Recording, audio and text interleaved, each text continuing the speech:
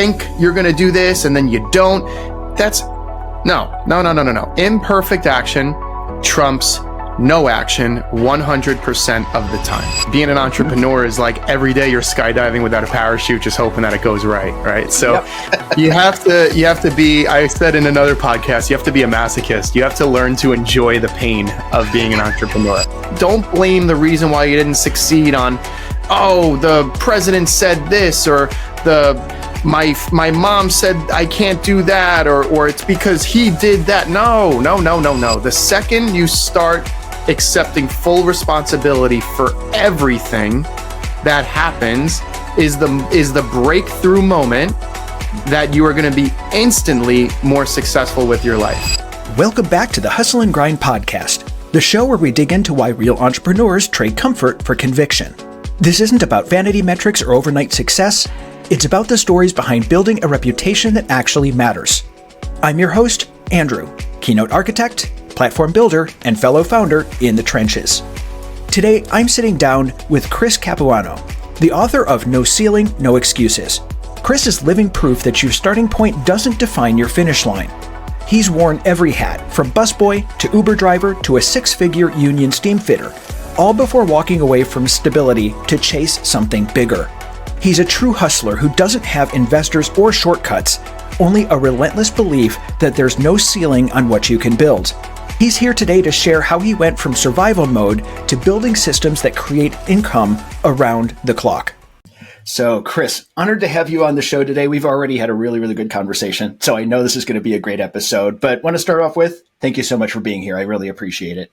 Of course, Andrew, my pleasure. You're the man. Thank you for having me on. And, we were talking earlier about how if you had to ask what jobs you've had, the answer would be yes. I think all of them. And I really love that, because I think a lot of times we try to figure out what we're doing. With you, when, having from busboy to all of these different things, to construction for 14 years, to all of these things, what was the thought process behind it? Were you just trying to find your way, or were you trying to find something that clicked with you? What was that path like for you? So the list of jobs I didn't have would probably be a shorter list, like we were saying earlier. But yeah, I mean, it's kind of just like the journey of life. You start out, I was 14 years old. I wanted a flip phone. My mom and dad were like, we're not going to buy it for you. Go earn money and get one yourself. And I'm like, okay. And I got the only job I was legally allowed to do. I was like a teacher's assistant. So I did that for like a year. And then, I got into an Italian restaurant where I don't know if, the legality was so legal back in the day, but I was a busboy there, and did that for another few years. And then eventually you work your way up to waiter. And then, you're working from 4 p.m. to 11 p.m. And yeah, you're going to college, during the day, and on the weekends you're free. So you're just trying to, hustle and just earn extra money. I mean, a lot of people out there will just take the income and do their thing. But me, I don't know if I was never diagnosed with ADDD, but I think I have it, so I'm just like, I hate sitting still. I hate being stagnant. So I'm always trying to do the next thing. And yes, even though I built a business right now from the ground up and it's running successful, as you see now, I'm still going out there and trying all different things, writing books, and, who knows where the road will take me. But I'm always looking forward, looking into the future. So. So I love the fact that you brought this up, because a lot of what I've found is almost every entrepreneur is ADHD. It's our superpower. We can go in a million directions. We can think really quickly. We can just do these things. We're very risk tolerant. And it's just, it gives us that superpower to be able to make it work. And so, but sometimes that also means we go through some different jobs to find what we want to do. It's a process. And so it's something that's kind of fun too. I've done the same thing. But talk to me a little bit about your current company. Yeah. And like you mentioned earlier, you're an adrenaline junkie. Being an entrepreneur is like every day you're skydiving without a parachute, just hoping that it goes right.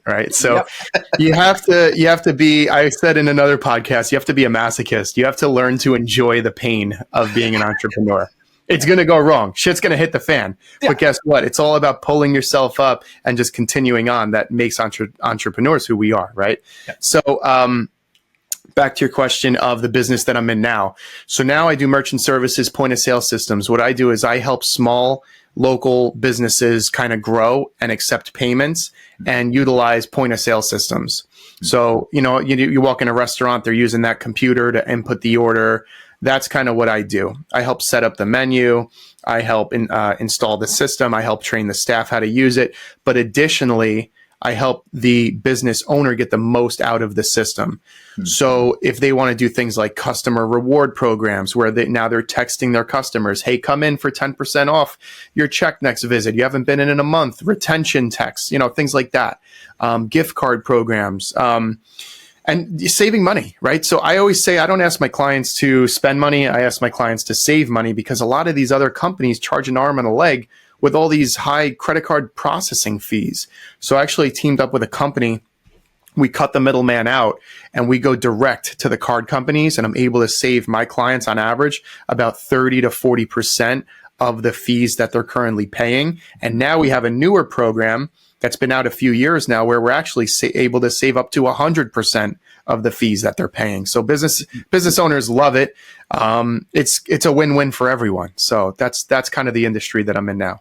And it's amazing. I was doing budgets the other day, and it's amazing how much credit card processing fees take out of your line. It doesn't seem like a lot, 40 cents a transaction and 3.5% if it's Amex, but it's one of those things where it can eat up quite a bit. Sometimes the third line item on a P&L. You have rent, you have labor, and then you got processing fees. And it's like, what the heck? The other business I was just working with in Manhattan, the guy said to me, he's like, you're saving me $50,000 a year in fees. He's like, I can now put my kid in a better college because of you. And I'm like, that's what I do this for. I like, that gives me the chills. I'm like, I love that. I really, really enjoy helping business owners succeed, save money, be happy, and just be able to grow their business. Yeah. And I think it's something that's overlooked. We don't think we have a choice. Right. Especially for ones with high levels of transactions like restaurants and stuff like that. It's difficult. There's always a choice. That's what it is. Like, me and you, I feel like we're on the same wavelength. We don't just take things at face value. We're like, wait, hold on. Let's dig in. Let's look at this through a different lens, just a different perspective. Right. And that's what, thinking outside the box is really all about.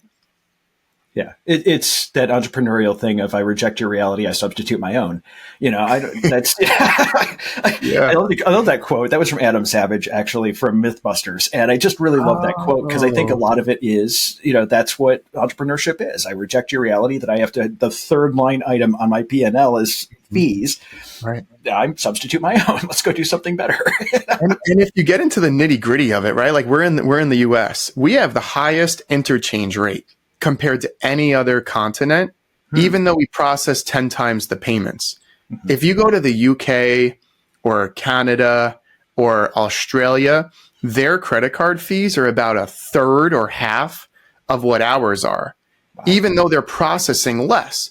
And back when all the little credit cards started getting the chips in it for EMV compliance, it reduced the risk and chargebacks that the credit card companies got, Visa, MasterCard, Amex, and Discover. But did the interchange rates drop? No. And look, and I am a capitalist. I'm not saying the government needs to come in and save the day. I think that's the worst thing that can happen. I think what needs to happen, though, is that there has to be some sort of change to bring a lot of the actual true cost of these cards down.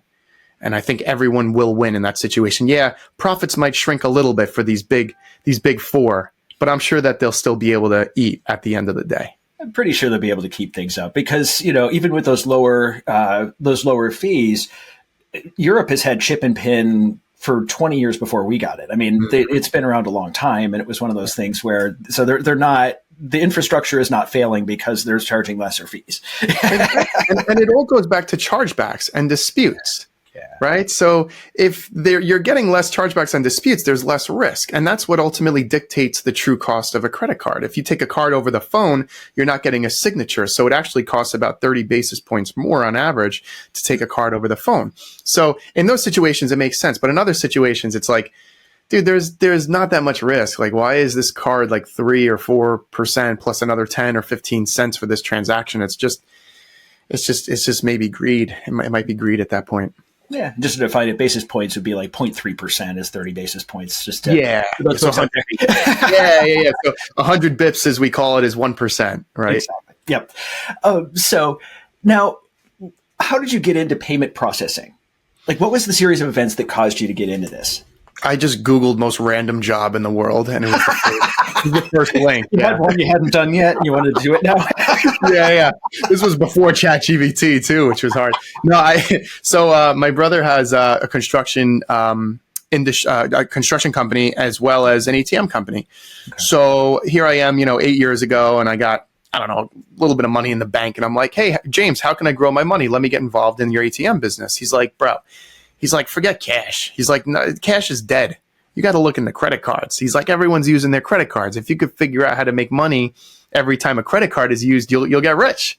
And I'm like, yo, that thought stuck with me. And I did a lot of research for like 6 months, and I learned as much as I could about the industry. And I'm like, this is freaking awesome. I'm like, so all you have to do is just go out there, talk with local business owners. You're saving the money, and you make a little bit along the way. I'm like, there's no ceiling, right? And that's the name of the book, right? No ceiling, no excuses. There's no ceiling, right? You could keep working. You could keep scaling it. And I'm like, this is dope. I'm like, I could probably grow a team. And I'm like, and here I am 8 years later, and it's still dope.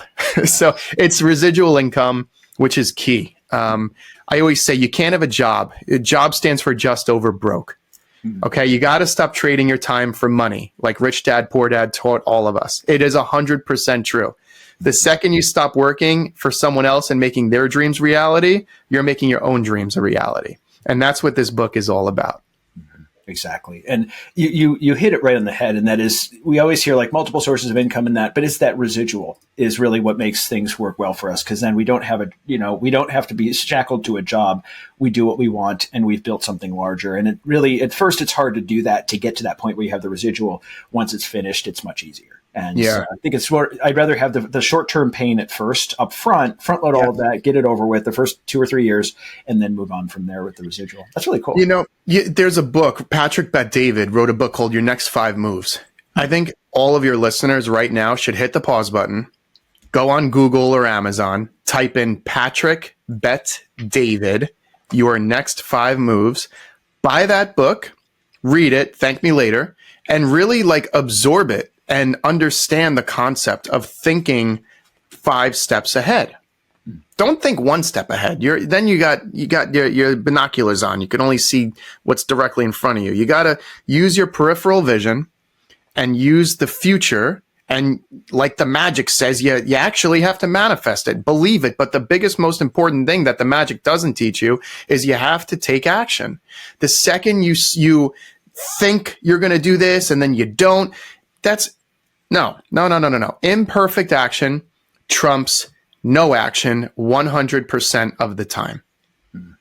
I love that. Imperfect action trumps no action. That is brilliant. And I think that's something that a lot of people get into, and I see it as well. We get into this version of analysis paralysis that makes it sound very reasonable. And I think you have to be unreasonable when you're going for big things. I hate 3 words: would've, could've, should've. I hate those. And I also hate the words why and because. I don't care why. I don't need to know because. I just need I need to know the what, the when, the how, and the who. I don't need anything else. Just give me the facts. That's it. We are all given the same amount of time in a day. How is it Elon Musk gets so much more crap done in a day than all of us? Because he's become a master at making the most out of every single second. He's a king of efficiency. We all should strive to be kings of efficiency. The last person I would want to be on this world is Elon Musk. I don't want to be in a private jet every day spending Christmas work. I don't want to do that. I want to just make enough where I can live very comfortably. I'm not a pig. I don't want my own private jets, and I don't need to eat at 11 Madison Park, who, by the way, just announced that they're no longer vegan. Who maybe I will go back to 11 Madison. I was going to say it. Yeah, but I don't need to go there every day. Maybe once a year on my wedding anniversary. That's it. Right? So I'm realistic. That's that I guess is maybe what separates me versus a lot of other people is I reach for the stars, I settle for the moon. I'm not reaching for another galaxy, right? Mm-hmm. Exactly. Enough to be able to accomplish your dreams. And yes. I think that's where a lot of people are. And it's not shorting anything. It's not living up to your potential. It's here's my goal. My goal is to do this. And I have a similar goal. I want to be able to go out and just travel and do all of these great things and, have these awesome experiences. If I become, if I have a net worth of $1 billion, great. But, my goal is just comfort. enough to be able to help others, enough to be able to have enough money to not have to worry about it. Just look at the stats, though. There's 3,300 billionaires. It's like the shot of becoming a billionaire. It's like almost hitting the lotto. It's just so you might even have a better shot at hitting the lotto. There's probably more lotto winners than there are billionaires in the world. Yeah. But I'm just all about being realistic, right? And it comes back to what is your goal? And a lot of people are happy making 50 grand or 100 grand a year. And if that's you, God bless you. I wish that could be me. I really do. I'm like, it's just not who I am. I'm not meant to hit that ceiling. And just like, what got me out of being a union steam fitter with a stable 6-figure job, vacation, benefits, pension, was the fact that I could work my ass off way harder and get more done in a day than the guy next to me, and we're both getting paid the same. I didn't think that was fair, but what drove me even more nuts is the fact that I can only make, let's call it 200 grand a year. Yeah. And that's me working 6 days a week, waking up every day at 4:30 in the morning, coming home filthy, exhausted, mentally drained, physically drained at 5:30, 6:30, 8:30 at night. And I just wasn't, you can't live your life like that. Yeah. Some people can, but it's just not for me. So onward and upward, as I say. You have to figure out what's your goal. My goal is to be able to buy a house, have a very happy life in it, be able to take vacations when I want, be able to work when I want, and have nice things. That's my goal. It's not my goal to, have 1,000 Rolexes. But if that's your goal, then that's your goal. It's all about, you have to look in the mirror, look down deep inside of you and say, what the heck do I actually want? And then you have to go out there, capitalize on it, commit, and follow through. Well, it's like, what's your purpose and what's your why? And why do you do it? A friend of mine he built a bunch of companies, he's been an entrepreneur for over 30 years at this point. And so he decided he wanted to not, that he just kind of wanted to coast for a little bit and not do his thing, and just kind of, relax, got a beautiful house, all kinds of stuff like that. So he had everything. And then it was funny, about a year after he did that, he's like, no, I need some more. I need to go out and do something. I need to go make this work. And so he ended up being able to being able to do whatever he wants. So he goes out and helps other entrepreneurs build companies. I love that. Give him my number. Yeah, exactly right. But for him, it's like one of those things where it's like, let's go out and do these cool things. And that was his goal. That's his why. I want to go do this. I want to go out and help. And because he's never going to retire, it's not going to happen. But retirement. Retirement scares the hell out of me. I'm like, back in 2020 when everything was shut down, the first 3 days were cool, right? It was like, oh, cool. Like, I don't know, I could play like Tetris or like, I don't know, like I could play the new PlayStation game, whatever. Like, you could. And then 4 days in, you're like, oh my god, like.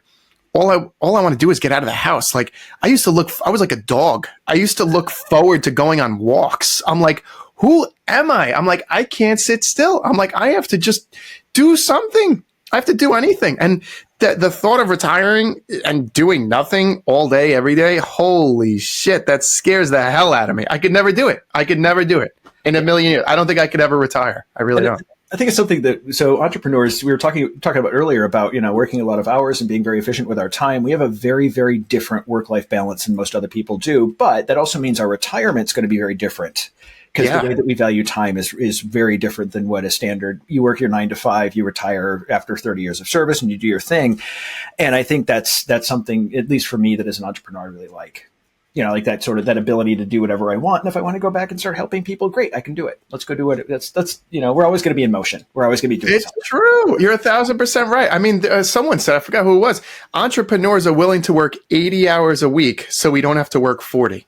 Yep. I'm working sometimes 90 or 100, but I like that quote. I do. I really do. I really like that quote. That is a good one. Exactly. We have a passion. It's that passion behind us that drives us to be able to do it. That's that why. Like the reason why we're doing something is, and it gives us our fuel. So yeah, and it does. And I don't know, like, I mean, I don't know how you feel about this, but like when I first started hiring employees, like, and I'm texting them at like 11 o'clock at night, I'm like, I didn't think twice about it. I'm like, I'm like, I need to know the answer. And then I realized, I'm like, wait, this isn't their company, right? It's like, do you also struggle with that? Like with your own employees? Like, do you feel like it's hard to almost have like, give them like, it's tricky, right? And for me, I set the expectation with my team that you're expected to be at work, 9 a.m., 5 p.m., Monday through Friday. If I message you at 3 p.m. on a Sunday, you can answer if you want, but there's no expectation that's going to happen. That's It gets fair. it out of my head. Because for me, I'm going to forget it if I don't write it down somewhere. Yeah. Just, I know who I am. I know where I'm at. And it also allows them to be able to have that traditional work-life balance of saying, I don't have to, go be with your kids, be with your family. That's more important. I'm writing this down now because I don't want to forget it. You know what? It's an emergency and it's predetermined. Like we have said we will work this Sunday, and then there will be other things that are given, right? That makes sense. Yeah. Yeah. I love the new feature on like the iPhone. It lets you send a text later. Do you use that at all? I love that. I use that all the time. Oh my God, I love it so much. I really do. Cause like I'll use that. So dude, almost every day I have like 10 emails that go out at like 8 a.m. on the dot. I got like 10 texts that go out at like 9:30 on the dot. I'm like, but then the other day I'm thinking, I'm like, yo, God forbid I don't know, like a freak accident happens and I die. I'm like, and then all my emails and texts are still going out. They'd be like, no, Chris isn't dead. He emailed me this morning. And I'm like, dude, why do I think these weird things? It's crazy. My mom will be like, no, you're wrong. He's alive. I know he's alive. He just texted me. Like such a weird, my brain's weird, man. I don't know. All of our brains are weird. I mean, that's the one thing I love. I work almost exclusively with entrepreneurs, and that's why it's because our brains are so weird, and it's just great. I love the rabbit holes. That is a definite rabbit hole right there. We have a new phobia. Oh yeah, exactly. I really do. The things that keep us up at night, right? Exactly, right? Exactly. I'm going to be thinking about that now, too. It's going to live rent free in my head for a while. It's so stupid. That's why I'm like, I'll only do it like 24 hours in advance because that might be able to be more explainable than a week later. Exactly. Just blame it on tech and we're good there, right? Yeah. It took a while to go through. Delayed. The Gmail server was backed up. But there we go. That's my story and I'm sticking to it. So talk to us a little bit about your book, No Ceilings, No Excuses. How'd that come about? Okay, so I realized that I wanted to start helping small businesses, right? And I got involved with this industry. I did exactly that. And I realized I'm just a regular dude from Long Island who was able to crack the code on financial freedom and happiness. And I just thought it would be the right thing, honestly, to try to get the word out there that it's possible. And there's not a get rich quick scheme or anything in my book. It just basically says that no matter what industry you get involved with, it's going to be a marathon and not a sprint. Whoever thinks you're going to get rich overnight, and if you try this for a month and it doesn't work out, you're going to, you have to have the patience, the wherewithal, and the foresight to keep going because it's going to go wrong. And if you stop, then you didn't learn anything. If you keep going and you push past the quit, now you got somewhere. Yeah. So you have to be self-disciplined enough to hold yourself accountable. Don't blame the reason why you didn't succeed on, the president said this, or my mom said I can't do that, or it's because he did that. No. The second you start accepting full responsibility for everything that happens is the breakthrough moment that you are going to be instantly more successful with your life. Period. End of story. I love that. And I think that's something that I like about being an entrepreneur is no matter what comes up, I'm going to figure out how to make it work. And it's not about saying, well, it's this, it's this is why it happened. This is why it happened. Great. Okay. I don't care. What are my steps to be able to make this work? It's the FIO method. Figure it out. And it's so true though. And yes, you fake it till you make it and whatever. It's a million, you get lost in the sauce, whatever. All these stupid analogies and sayings. It's all about just realizing that there's this is all of our first times on this planet. That's what I believe, right? There is not someone that has ever been so good at something that no one else is able to compare. You know what I mean? Like, yes, there are people out there that are good at what they do. I'm not saying that. What I'm saying is that every single successful person has figured it out along the way, and you can too. So my whole book theme is about getting unstuck, getting out of that perfection paralysis and just committing and taking action and doing something. That's the whole point of my book. If one person reads this and decides that they're going to, let's just say, not necessarily quit their job, that's extreme, but maybe try to do something else on the side in addition to their job, then I won. Then my book succeeded. I don't care if I sell 1,000, 10,000, 100,000, 1,000,000 copies. I really don't. And I'm not doing this for the money. I'm doing this to try to motivate people to take action. That's why I'm doing this. Nice. And 100% true. I think a lot of people really overcomplicate it. There's a bunch of phrases that we have for it and various things, but it's like, no, go do it. You're going to screw it up. Period. Yes. Just be ready for it. It's going to go badly. Yeah, okay. It's going to go horrible. Worse than you're picturing. Yeah. I always tell this to my new employees, that my new salespeople, they're like, oh, but what if he says that? I'm like, he's going to say that. You are going to look so stupid. Yeah. But it's fine. It's normal. If you don't get your ass handed to you 99 times a day, then you're not working as hard as you should be, as hard as you can be. And you're not reaching your potential if you're not screwing something up. I had a joke with a friend of mine. I told him one day I was frustrated and it just completely screwed something up, because we all do this. This is our thing. And so I turned to him like, wow, I really screwed that up. I must be doing something right. Yes, I love that. Actually making that change, doing it, trying it. If it doesn't work, you tweak, you do it again. And a key part, Andrew, is owning your screw up. A lot of people are afraid to admit, or I use the word sorry 1,000 times a day. Mm-hmm. I probably say sorry more than I should. Sorry is one of the most empathetic words you could ever use. There's a book called Verbal Judo by George Thompson. Probably my favorite book ever. And I learned it is all about having empathy, not sympathy, which is totally different. You have to have empathy. You have to picture yourself in that person's shoes. The second someone says sorry, they're now a human. If someone cuts you off in traffic and now you pull up to them and you roll your windows down and you start yelling at each other, it's going to go bad. If they roll down the window and the first word that they say is sorry, yeah, you might get one last little comment, but guess what? It's not going to escalate. It de-escalates and it breaks all the walls down. I think people should just use the word sorry more. It doesn't make you less of a man. It doesn't make you less macho. Hell no. It makes you more human. And if you're more human, people could connect and resonate with you a lot better. I love that. I live right near the Canadian border, so I hear it quite a bit as well, because I think that's the Canadian national word. But Canadian national word, yeah.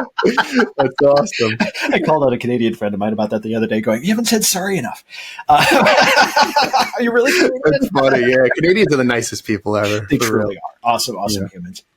Yeah. So, Chris, thank you so much for being on the show today. I really appreciate you being here, dropping your wisdom. So we're going to have a link in the description, so that way if you want to pick up his book, No Ceiling, No Excuses, you can get that there. But again, thank you so much for being on and letting us know a little bit about what you do and how you got started. I appreciate it. Yeah, Andrew, this was awesome. And like I said from the beginning, if you own a small business and you're looking for help in your business, feel free to reach out to me. If you wanted to pick up the book, it's on www.noceiling.noexcuses.com. Thank you so much again. This has been one of the best shows, honestly, I've ever been. I feel like our chemistry is there. I can't wait to keep working with you. Hopefully do another podcast in the future. So I appreciate it. Rock and roll. Thank you. Have an awesome day. This was great. Awesome. Thank you, man. Thanks for tuning into the Hustle and Grind podcast, where we unpack what it really takes to build something that matters. If today's conversation hit home, do me a favor. Share it with someone who's in the trenches too. And if you're building your own brand, platform, or message and want help turning that story into serious authority, head over to theauthorityforge.com to see how we can help. Until next time, keep showing up, keep shipping, and keep chasing the work that sets you on fire. I'm Andrew, and this was the Hustle and Grind podcast.